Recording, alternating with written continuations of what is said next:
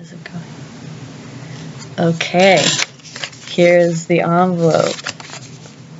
It's unopened. I'm gonna open it now. It's gonna be great.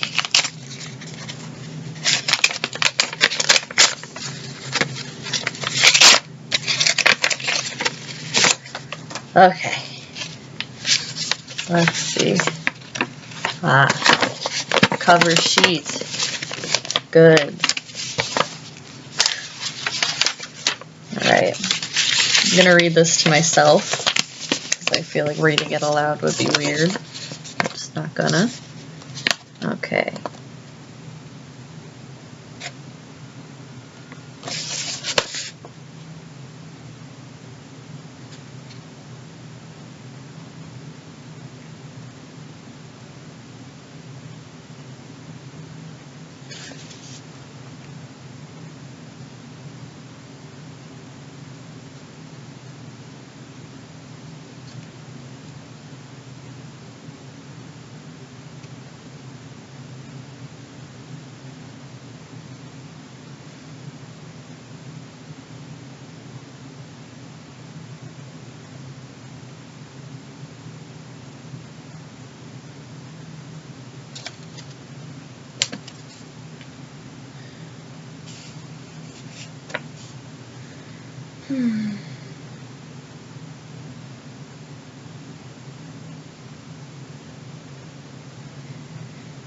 Oh, that's terrible. Okay. Well, my first thought is like, I don't really think it's my place to say anything about a level of sexual abuse in residential schools. Like, I didn't go to a residential school. I've never, like, been at one, and I feel like that is, like, not... I've never even heard that before, so, like, I don't think I would have... It would be my place to even say anything about that. And, like...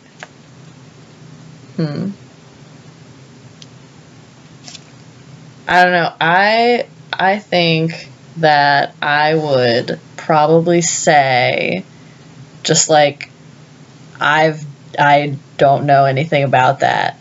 Like I would probably just say like, oh, I've never heard anything about that. I don't know if that's true or not.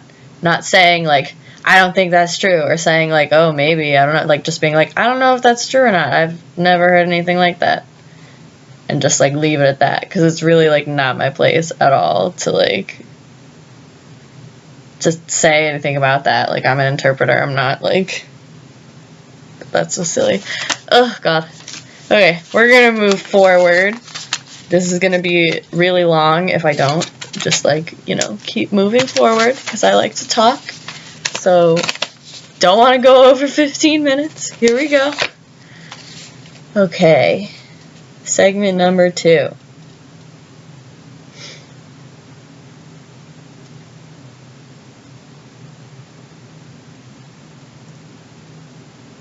Okay.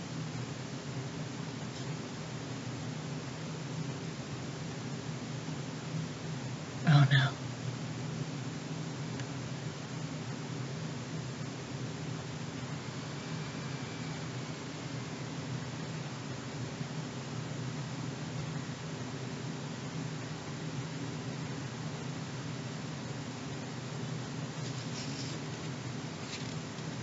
Okay.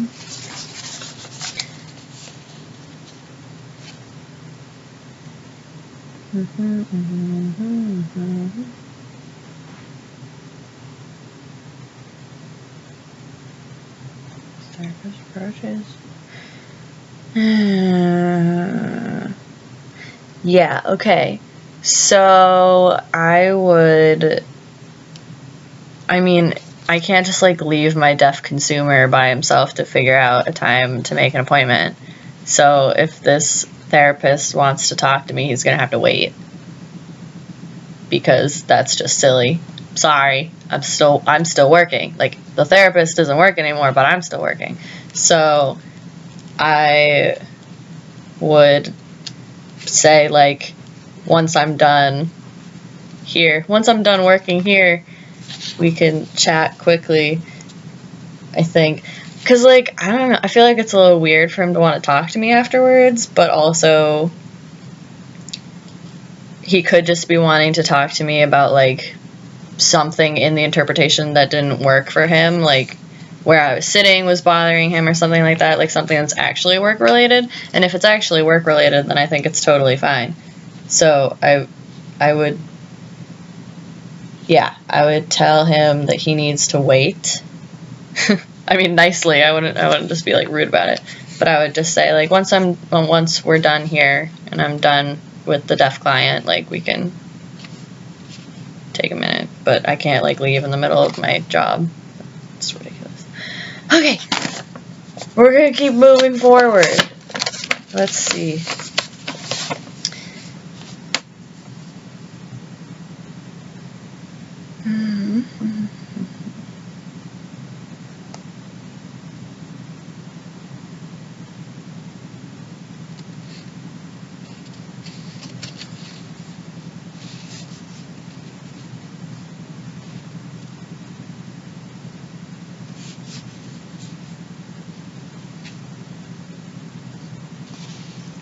Oh, no.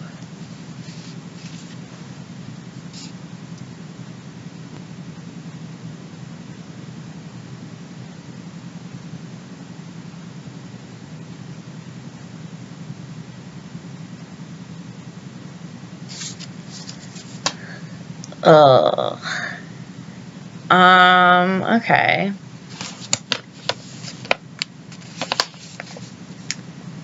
I honestly, like, that's a kind of a big group of people, like a group of 12 people, like, and you're all going to be talking at the same time and stuff. How long, does it say how long the actual, like, meeting is? 12 minutes.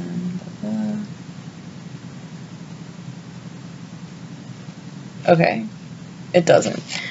Okay. I would say probably I would have to reschedule. I don't think that I would be able, I mean, unless it's like a really short session. Like, if the session is only 30 minutes long, like, I can probably handle it. I'm familiar with the deaf person, obviously. I've worked with them before. Like, it would probably be okay, I think. But if it's an hour long, like, I don't think I could do that by myself. And I would definitely need to have a partner. So if there is no way to get another interpreter to team with me, I would just have to be that person and make them reschedule. Because, I mean, it doesn't even seem like rescheduling would really be that detrimental. It's, you know.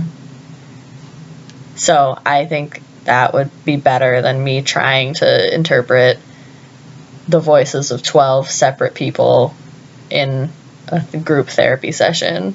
Especially because, like, group therapy, there's so much overlap. Yeah, no. I definitely would need to have a partner. Just gonna. So I would have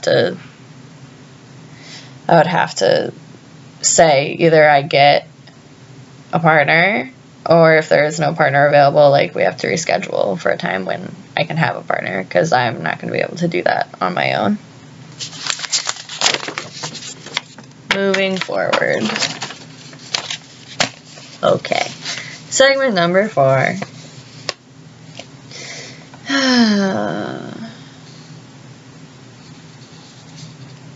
Oh, okay. Well, they decided for me, but alright. It's fine.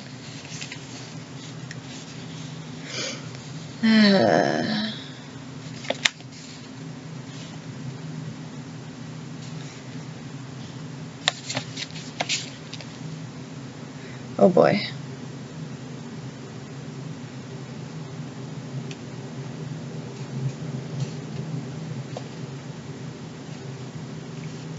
Okay.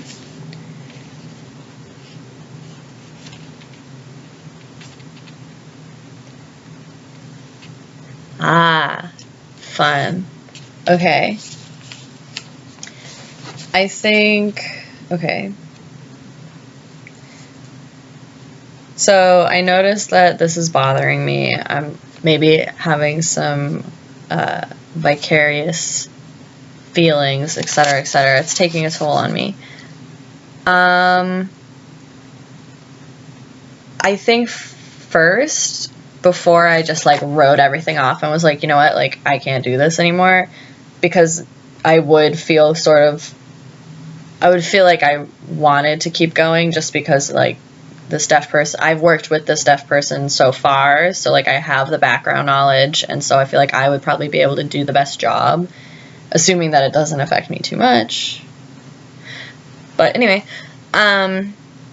I think the first thing I would do is probably just like find a someone to talk to about it, like in my field, just like we had talked about in class, about like having someone to ethically talk about the situation with, just to kind of like let it out of me, and also like maybe get some feedback from them on like help to like deal with that kind of like intensely emotional situation. Maybe do like one of those peer support group things that I did my research review on. And like I would just have to be like really aware of like what my mind was doing, and like what like if I'm struggling with the topic, I need to be aware of myself and be aware of whether or not my interpretation is being affected by that. Because like if I'm like not wanting to interpret about this really traumatic thing, then like my filter might be filtering onto them, and like that's not okay. So I would have to like see if my interpretation is still faithful enough, and then also like reach out to people to kind of get some feedback on like how to deal with it. And you know, eventually if it still is like really bothering me, I would have to step out. I mean, moving forward. Okay, segment number 5.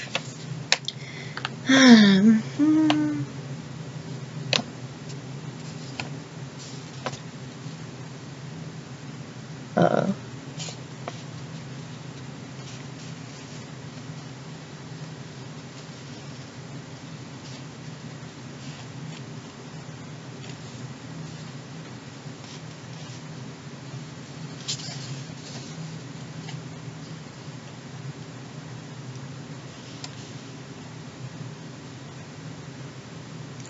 Oh, God.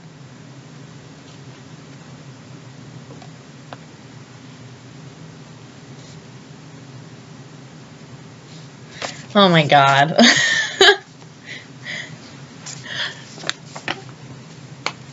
Angie. I mean, it's confidential. I can't. I don't think I'm allowed to do that. I don't think I would be allowed. Like, my heart says, like, oh my God, like, that's concerning. I need to, like, tell the therapist or, like, tell someone. But, like, I don't think I can. I don't think that's right, because I'm an interpreter and it's confidential, and I'm not in, like, a school setting or any shit like that. I'm sorry. Or anything like that where, like, I would have that, like, overriding thing. So I don't think I can say anything. Oh my God.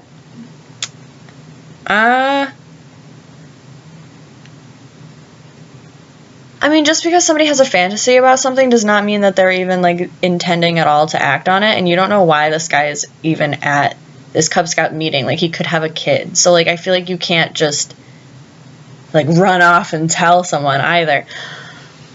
Okay. I'm running out of time. So I'm going to say, like, I don't think I can say anything. And I'm going to keep moving.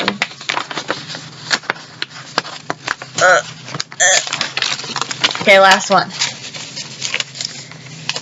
Finally. Okay. Your friend is arrived.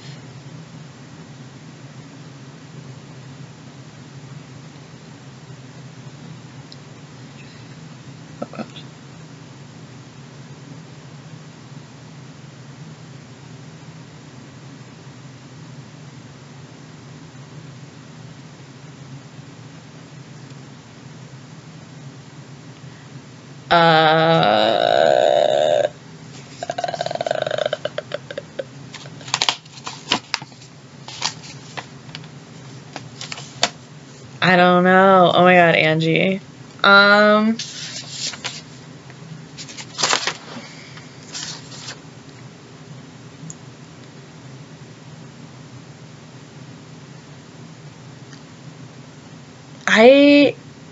I really don't know what I would do. I'm very stumped. Because I feel like I literally have I feel like I would be breaking so many rules if I were to say anything about my knowledge of a therapy session where I was interpreting. Like, I don't feel like that's, like, totally, like, not something that I'm allowed to do. Excuse me. Yeah. But also, like, that would really concern me. Like, I would be concerned.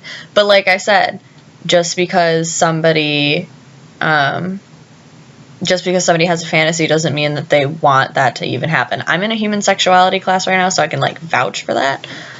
I don't want this to keep going over 15 minutes, so I think I'm just gonna, like, cut myself off. But I'm really excited to talk about this in class, because, like, I genuinely have no idea what to do in that situation. So, bye.